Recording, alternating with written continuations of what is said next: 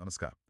Life insurance लेते वक्त हम सब यही सोचते हैं कि हमारे बाद परिवार का भविष्य सुरक्षित रहे।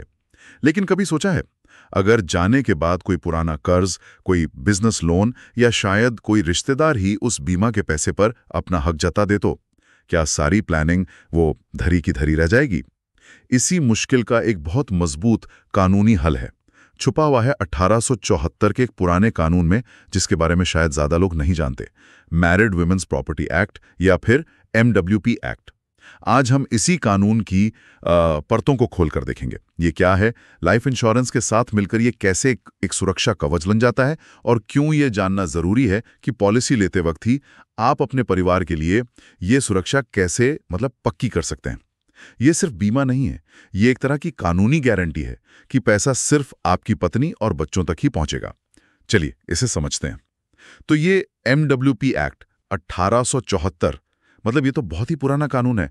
आज के जमाने में लाइफ इंश्योरेंस के साथ इसका क्या लेना देना है? बिल्कुल, कानून तो देखिए पुराना है, इसमें कोई शक नहीं, लेकिन इसकी अहमियत आज भी उतनी है, बल्कि मैं कहूंगी शायद पहले से भी ज्यादा। देखिए 1874 में इसका जो मूल उद्देश्य था वो था शादीशुदा महिलाओं को उनके अपने कमाए हुए पैसों या संपत्ति पर अधिकार देना, ताकि पति या उसके परिवार का उस पे कंट्रोल ना हो। ये उस जमाने के हिसाब से तो एक बहुत बड़ा कदम था। हाँ, ये तो समझ आता है, उस वक्त की जरूरत थी। लेकिन लाइफ इंश्योरेंस से इसका कनेक्शन कैसे बना, ये कैसे जुड़ गया? हाँ, वो ऐसे हुआ कि समय के साथ जो कानून के जानकार है और बीमा कंपनियां हैं, उन्होंने महसूस किया कि इस एक्ट का सेक्शन 6 वो लाइफ इंश्योरेंस के लिए एक बहुत ही शक्तिशाली, एक पावरफुल प्रोविजन देता है। जब कोई पति अपनी लाइफ इंश्योरेंस पॉलिसी इस एक्ट के तहत लेता है तो वो पॉलिसी कानूनी तौर पर उसकी अपनी संपत्ति नहीं रह जाती है, वो एक ट्रस्ट बन जाती है, एक कानूनी ट्रस्ट जिसका एकमात्र मकसद होता है पॉलिसी का पैसा उसकी पत्नी या बच्चों तक सही सलामत पहुंचाना। यही इसका सबसे कह सकते हैं दिलचस्प पहलू है। ट्रस्ट ये पॉलिसी पति की जायदाद उसकी एस्टेट का हिस्सा नहीं मानी जाएगी। एकदम सही, आप बिल्कुल सही समझे। जैसे ही वो MWP एडेंडम के साथ पॉलिसी इशू होती है, कानून की नज़र में वो एक अलग इकाई बन जाती है, एक ट्रस्ट। इसका मतलब है कि वो पॉलिसी अब पति की निजी संपत्ति का हिस्सा नहीं रही, वो बस लाभार्थियों के लिए सुरक्षित एक फंड बन गई है। और यही चीज उसे लेनदारों यानी क्रेडिटर्स की पहुंच से पूरी तरह बाहर कर देती है। अरे, ये तो कमाल की बात है। अगर किसी पर होम लोन है या बिजनेस में कोई घाटा हो गया, कोई देनदारी निकल आई, तो भी बीमा का पैसा सेफ रहेगा। हाँ, और यही इस एक्ट की सबसे बड़ी ताकत है, खासकर जब हम इसे आज के इकोनॉमिक माहौल में देखते हैं। अगर पॉलिसी MWP एक्ट के तहत ली गई है तो पति के ऊपर किसी भी तरह का कर्ज क्यों ना हो, चाहे वो बिजनेस लोन हो, होम लोन हो, कोई बड़ा पर्सनल लोन हो या कोई और देनदारी हो, बीमा पॉलिसी से मिलने वाला पैसा पूरी तरह सुरक्षित रहता है, 100% सुरक्षित। कोई भी बैंक, कोई भी लेनदार, यहाँ तक कि इनकम टैक्स डिपार्टमेंट भी उस पैसे को हाथ नहीं लगा सकता। वो पैसा सीधे और सिर्फ नामित लाभार्थियों यानी पत्नी और या बच्चों को ही मिलता है। ये बात तो मुझे लगता है बहुत से लोगों को पता ही नहीं होगी। कई लोग तो शायद यही सोचते होंगे कि भाई सामान्य नॉमिनेशन, जो नॉर्मल नॉमिनेशन होता है, वही काफी है। फिर इस MWP एक्ट की क्या जरूरत पड़ गई? क्या नॉमिनी को पैसा नहीं मिलता? ये एक बहुत जरूरी सवाल है, और यहीं पर लोग अक्सर कंफ्यूज हो जाते हैं या गलती कर जाते हैं। देखिए, नॉमिनेशन का मतलब सिर्फ इतना है कि बीमा कंपनी पॉलिसी का पैसा देगी किसे। नॉमिनी सिर्फ एक रिसीवर है, पैसे को लेने वाला, वो पैसे का कानूनी मालिक नहीं बनता। अगर पॉलिसी धारक पर कर्ज है तो लेनदार उस नॉमिनी को मिले पैसे पर भी अपना दावा कर सकते हैं, बिल्कुल कर सकते हैं, और नॉमिनी को हो सकता है वो पैसा कर्ज चुकाने के लिए इस्तेमाल करना पड़ जाए। इसके बिल्कुल उलट MWP एक्ट के तहत जो लाभार्थी हैं, पत्नी या बच्चे, वो सिर्फ रिसीवर नहीं है, वो उस पैसे के कानूनी मालिक होते हैं। वो पैसा उनकी अपनी संपत्ति बन जाता है, जिस पर पॉलिसी धारक के लेनदारों का, क्रेडिटर्स का कोई अधिकार नहीं होता, जीरो। ये फर्क बहुत बड़ा है। एक जगह सिर्फ पैसा मिलने की प्रक्रिया तय हो रही है, दूसरी जगह पैसे की कानूनी सुरक्षा की गारंटी मिल रही है। समझ गया। फर्क तो बहुत बड़ा है, गारंटी का फर्क है। तो फिर ये प्रक्रिया काम कैसे करती है? अगर कोई व्यक्ति, कोई पति ये सुरक्षा चाहता है अपने परिवार के लिए, तो उसे करना क्या होगा? प्रक्रिया वैसे तो सीधी है, सिंपल है, लेकिन इसमें एक बात गांठ बांध लेनी चाहिए ये काम पॉलिसी खरीदते समय ही करना होता है, एकदम शुरुआत में। बाद में, मतलब पॉलिसी लेने के बाद, इसे पॉलिसी में जोड़ा नहीं जा सकता। ये बहुत ज़रूरी है याद रखना। तो जब आप लाइफ इंश्योरेंस का प्रपोजल फॉर्म भर रहे होते हैं, उसी समय आपको एक अलग से MWP अडेंडम फॉर्म भरना होता है। छोटा सा फॉर्म होता है। इसमें आपको बस टिक करना होता है या लिखना होता है कि आप ये पॉलिसी MWP एक्ट के सेक्शन 6 के तहत ले रहे हैं। अच्छा, और लाभार्थी कौन हो सकता है इसमें, मतलब बेनिफिशरीज? हाँ, बेनिफिशरीज। इसमें बहुत लिमिटेड ऑप्शन है, सिर्फ 3 हो सकते हैं। या तो केवल पत्नी या केवल बच्चे, इसमें आपके प्राकृतिक बच्चे और गोद लिए हुए बच्चे दोनों शामिल हैं, या फिर पत्नी और बच्चे दोनों मिलाकर। और एक और महत्वपूर्ण बात, एक बार आपने जिन्हें लाभार्थी बना दिया, उन्हें आप बाद में बदल नहीं सकते, ये फिक्स हो जाता है। ओह, ये बदला नहीं जा सकता? ये तो थोड़ी इनफ्लेक्सिबिलिटी लगती है। हाँ है, ये पॉलिसी की एक तरह की इनफ्लेक्सिबिलिटी जरूर है, लेकिन आप दूसरी तरफ से देखें तो यही चीज सुरक्षा की गारंटी भी देती है कि पैसा उन्हीं को मिलेगा जिनके लिए सोचा गया था। सही कहा, एक तरह से पक्का हो जाता है। और आपने वो ट्रस्ट और ट्रस्टीज की बात की थी, वो कैसे होता है? हाँ, तो जैसे ही पॉलिसी MWP अडेंडम के साथ जारी होती है, वो अपने आप ही एक ट्रस्ट बन जाती है। आपको अलग से कोई ट्रस्ट बनाने के लिए कोई कानूनी भागदौड़ या खर्चा करने की जरूरत नहीं है।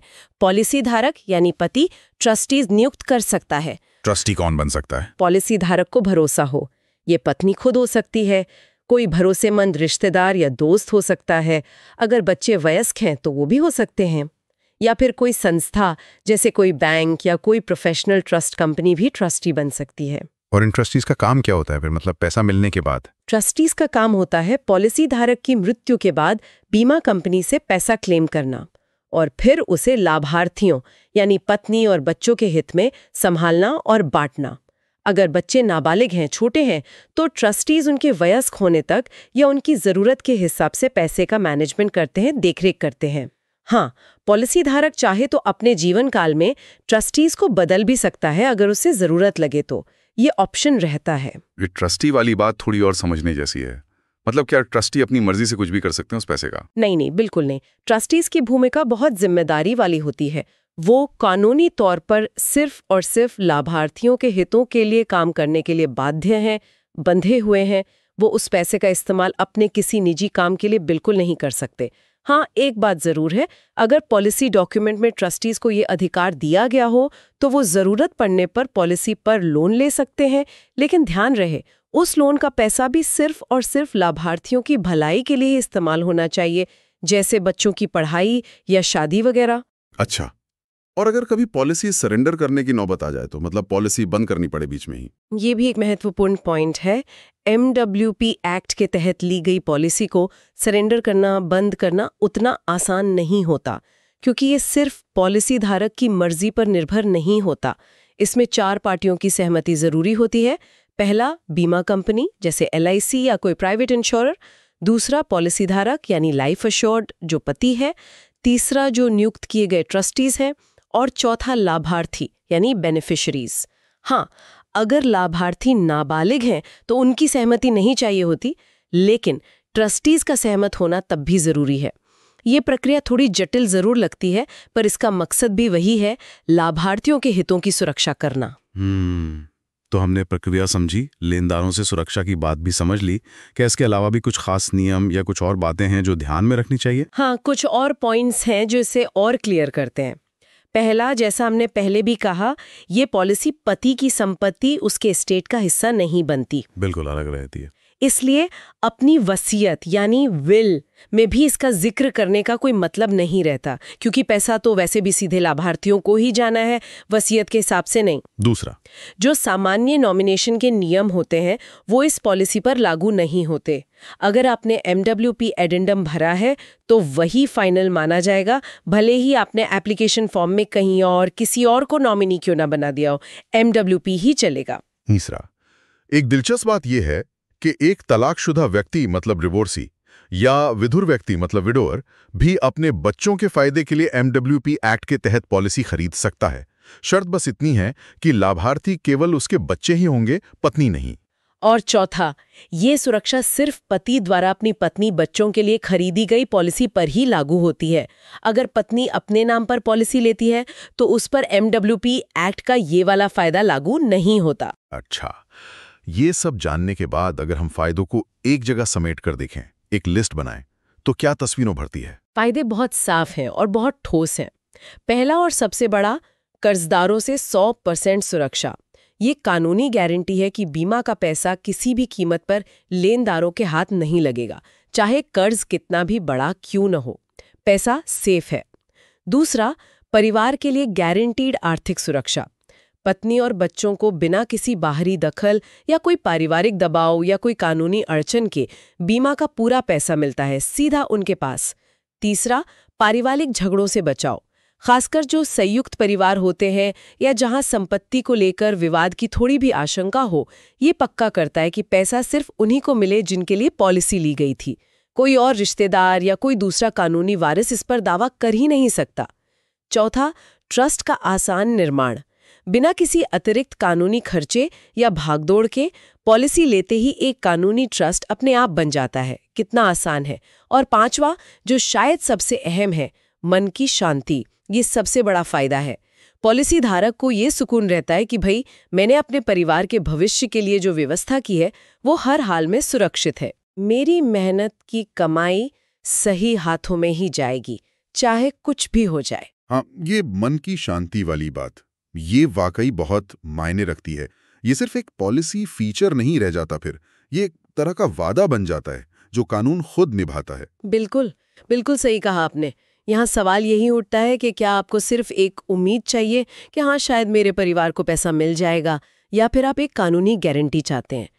MWP एक्ट आपको वही गारंटी देता है कि पॉलिसी लेने वाले की जो मंशा थी, जो इरादा था, वो हर हाल में पूरा होगा। क्या कुछ खास तरह के लोग हैं या कुछ खास परिस्थितियां हैं जिनमें ये MWP एक्ट ज्यादा फायदेमंद साबित होता है? मतलब किनके लिए ये बहुत ही जरूरी है? वैसे तो देखिए, ये सभी विवाहित पुरुषों के लिए उपयोगी है जो अपने परिवार की फाइनेंशियल सेफ्टी चाहते हैं। लेकिन हाँ, कुछ लोग हैं जिनके लिए इसकी अहमियत और भी बढ़ जाती है, जैसे बिजनेसमैन और सेल्फ एम्प्लॉयड लोग, जिनके कारोबार में उतार चढ़ाव आते रहते हैं, जिन पर अक्सर बिजनेस लोन या दूसरी देनदारियां होती हैं। उनके लिए तो ये अपने परिवार को इन वित्तीय जोखमों से बचाने का सबसे पक्का, सबसे मजबूत तरीका है। फिर आते हैं प्रोफेशनल्स, जैसे डॉक्टर्स, वकील, चार्टर्ड अकाउंटेंट्स, जिनकी कभी कभी प्रोफेशनल लायबिलिटी बन सकती है। किसी दावे की स्थिति में भी बीमा का पैसा पूरी तरह सुरक्षित रहता है। फिर वो लोग जिन पर बड़े कर्ज हैं, जैसे बड़ा होम लोन चल रहा है, कार लोन है, या कोई बड़ा पर्सनल लोन ले रखा है। ये सुनिश्चित करता है कि उनके न रहने पर परिवार को पहले बीमा के पैसे से कर्ज चुकाने की नौबत ना आए, पूरा पैसा परिवार के काम आए। और हाँ, संयुक्त परिवारों यानी जॉइंट फैमिलीज में रहने वाले लोग, जहां अक्सर हमने देखा है कि संपत्ति या पैसे को लेकर रिश्तेदारों के बीच दावे या विवाद खड़े हो जाते हैं। MWP एक्ट ऐसे किसी भी दावे को सिरे से खारिज कर देता है, कोई मतलब ही नहीं रह जाता उनका। और एक और स्थिति हो सकती है जहां मान लीजिए वैवाहिक स्थिति में कुछ अनिश्चितता हो, जैसे किसी की दूसरी शादी हुई है और वो अपनी पहली पत्नी से हुए बच्चों का भविष्य सुरक्षित करना चाहता है, तो ये एक बहुत कारगर तरीका हो सकता है। इसे एक उदाहरण से समझना शायद और आसान हो जाएगा। कोई एग्जाम्पल दे सकती हैं? हाँ, जरूर। मान लीजिए एक मिस्टर शर्मा है, एक छोटे कारोबारी हैं। उन्होंने अपने परिवार के लिए मान लीजिए 1 करोड़ रुपए का टर्म प्लान लिया है। अच्छी बात है। साथ ही उनके कारोबार पर 40 लाख रुपए का बिजनेस लोन भी चल रहा है। ये भी आम बात है। अब 2 स्थितियां देखते हैं। पहली स्थिति, बिना MWP एक्ट के। अगर दुर्भाग्यवश मिस्टर शर्मा को कुछ हो जाता है, तो जो बैंक या लेनदार हैं, वो अपने बिजनेस लोन के 40 लाख रुपए वसूलने के लिए उनकी संपत्ति पर दावा कर सकते हैं। और इस संपत्ति में बीमा से मिलने वाला 1 करोड़ रुपया भी शामिल माना जा सकता है। कोर्ट कचहरी कानूनी प्रक्रिया के बाद हो सकता है कि परिवार को 1 करोड़ में से सिर्फ 60 लाख ही मिले, और उस 60 लाख पर भी हो सकता है परिवार के दूसरे सदस्य अपना दावा जता दें। कितनी मुश्किल हो सकती है। अब दूसरी स्थिति, MWP एक्ट के साथ। अगर मिस्टर शर्मा ने पॉलिसी लेते समय होशियारी दिखाई थी और MWP अडेंडम भरा था और अपनी पत्नी और बच्चों को लाभार्थी बनाया था, तो उनके न रहने पर पूरा का पूरा 1 करोड़ रुपया सिर्फ और सिर्फ उनकी पत्नी और बच्चों को मिलेगा। बैंक उस पैसे को छू भी नहीं सकता, कोई और रिश्तेदार उस पर दावा नहीं कर सकता। वो पैसा कानूनी तौर पर लेनदारों की पहुंच से बिल्कुल बाहर है, सुरक्षित है। ये है इस एक्ट की असली ताकत। फर्क साफ है। हाँ, ये उदाहरण तो बिल्कुल शीशे की तरह साफ कर देता है कि फर्क कितना बड़ा है। एक तरफ अनिश्चितता, झगड़े, पैसे का कम होना, और दूसरी तरफ पूरी गारंटी, पूरी सुरक्षा। बिल्कुल। सालों से बीमा क्षेत्र में काम करते हुए मैंने खुद कई ऐसे दुखद मामले देखे हैं जहां परिवार को बीमा का पैसा या तो मिला ही नहीं क्योंकि पॉलिसी धारक पर कर्ज बहुत था, या फिर पैसा मिला भी तो वो पारिवारिक विवादों में कोर्ट केस में सालों तक उलझा रहा। MWP एक्ट ऐसी लगभग हर बुरी स्थिति को टाल सकता है।